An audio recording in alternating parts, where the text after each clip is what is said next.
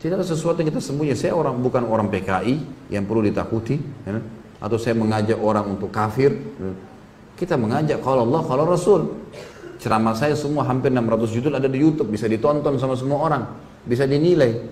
Semua rujukan kita, kajian kitab Minhajul Muslim, kajian Riyadhus Shalihin, kajian tentang Nawaqidul Iman, buku-bukunya ada semua. Referensinya jelas. Dan saya sangat terbuka, kalau ada sesuatu yang salah, nasihati, silahkan. Alhamdulillah, jazakallah khair, kalau nasihatin, gitu kan.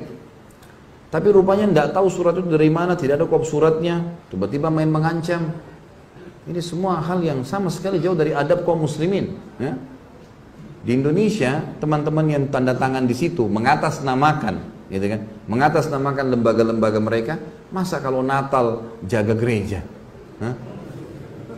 Masa pemimpin non-muslim didukung? Masa pabrik sendal yang tulis lafzul jalalah mau ditutup kemudian mereka bela?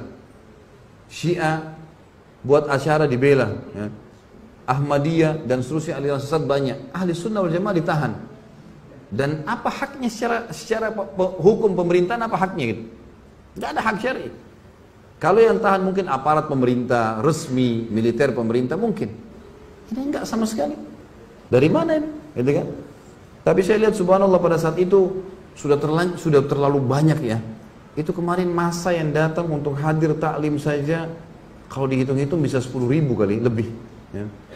Ada yang sudah nginap berapa hari dari Palangkaraya, dari mana-mana segala macam. Kemudian juga ada yang sudah nginap sampai 2 hari di situ. Akhirnya di tempat yang saya nginap, jazakallah khair Pak Haji yang undang itu, ngumpul semua ikhwah. Masjid tahu tidak datang, saya ditahu di sini datang semua. Akhirnya terpaksa saya buatin taklim di rumah. Tapi apa jawaban saya teman-teman sekalian? Saya bilang, ikhwani.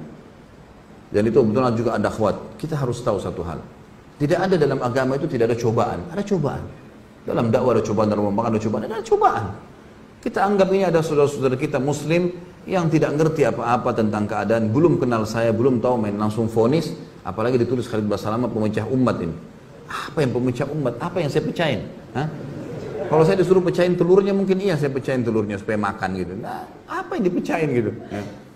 Jadi akhirnya ditulislah hal-hal yang tidak benar. Saya bilang jangan balas kebodohan dengan kebodohan. Ingat, saya minta antum dengan tenang, ribuan orang pulang, jangan buat keributan, jangan balas kebodohan dengan kebodohan. Sudah selesai, nggak masalah. Saya pun akan balik ke Jakarta, gitu kan?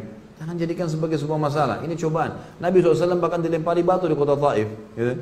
Sabar beliau berdakwah, sudahlah. Ya, tidak ada sesuatu yang perlu kita khawatirkan. Jangan balas keterburukan akhlak kecuali dengan kebijaksanaan. Harus begitu, kedewasaan. Udah selesai. Alhamdulillah saya dari kecil sudah terbiasa memimpin lembaga. Artinya sudah biasa dari kecil, dari SD dipilih jadi ketua kelas, jadi begini sampai saya ngajar di kampus di Makassar jadi wakil rektor, kemudian saya jadi ketua yayasan berapa kali. Udah biasa mimpin dan saya udah biasa hadapin banyak karakter jemaah di pengajian dan seterusnya. Gak perlu kita balas dengan emosi. Saya gak perlu bilang itu serang sekalian, ribut. Alhamdulillah. Dan saya tetap berdoa kepada Allah mudah-mudahan teman-teman diberikan hidayah. Siapa tahu malah dengan dengar ceramah insya Allah malah lebih baik gitu kan. Tapi ini tidak boleh terjadi. Apalagi di kalangan ahli sunnah wal jamaah. Gak boleh sama sekali terjadi. Saya juga warga negara Indonesia sampai salah satu pengacara sana bilang, Ustadz ini kalau antum yang sedang diserang, antum warga negara Indonesia. Bisa menyampaikan apa saja sebagaimana pemabuk bisa ngomong apa saja di jalanan. Gak ada urusannya. Kalau materinya silakan disimak. Kalau ada masalah baru disampaikan. Itu pun ada jalur hukumnya. Jalur hukum bisa disampaikan. Baru kemudian ini kalau tiba-tiba mau mengancam saja surat, dilempar begitu saja tanpa ada kejelasan. Sekarang malah dibumbu-bumbuin tuh. Karena dianggap tidak berhasil dibumbuin tuh. Oh sampai gubernur nolak, sampai segala macam hal. Ini tidak benar semuanya. Saya ketemu dengan salah satu saudara kita, pimpinan Angkatan Darat sana yang datang ke pengajian. Kebetulan 16 tahun beliau di Makassar. Kemudian beliau datang pengajian saya sering tapi akbar di Makassar, beliau bilang, loh saya kumpul sama gubernur malam hari itu. Tidak ada perkataan masalah dilarang ceramah antum. Ini cuma dibuat-buat, dibesar-besarin. Katanya di mik-mik masjid disampaikan, mana mik masjid ini? Ini terlalu dibesar-besarin, Allahu a'lam. Saya juga hadir di masjid. Sempat di Masjid Muhammad Hasanuddin memang disampaikan. Kalau ceramah Ustaz Khalid ini tidak diminta disampaikan gitu kan. Tapi waktu saya tanya orang-orang, betul nggak gubernur bilang? Enggak benar. Itu dari pendapatnya dia pribadi menyampaikan gitu kan. Dan ternyata bersama dengan teman-teman ini kan gitu. Tapi nggak masalah. Ini Allah Subhanahu wa taala akan memenangkan agamanya kan. Yang jelas tidak ada sembunyi. Alhamdulillah sampai jadwal ceramah saya di Jakarta ada alamatnya. Ada kontak personnya, nggak ada yang saya sembunyikan. Ceramah semua diupload di YouTube. Antum rekam nih bebas, nggak ada yang larang. Ada yang salah, akhi nasihatin saudara muslim, ya. Tapi yang mencegal ceramah, sementara gereja yang jelas Nasrani dibendung, dilindungi. Gimana akal sehatnya nih? Kan begitu. Tapi ini semua adalah emosi belaka yang tidak ada hasilnya sama sekali. Dan ini berbahaya teman-teman sekalian. Terlepas daripada saya, saudara muslim yang disakiti atau dihina atau sampai apa, ini berbahaya pada hari kiamat. Bagaimana kalau ketemu hari kiamat nih? Hah? Rebut-rebutan pahala. Saya sih terima transfer, gitu kan? Loh iya. Kalau antum gimana?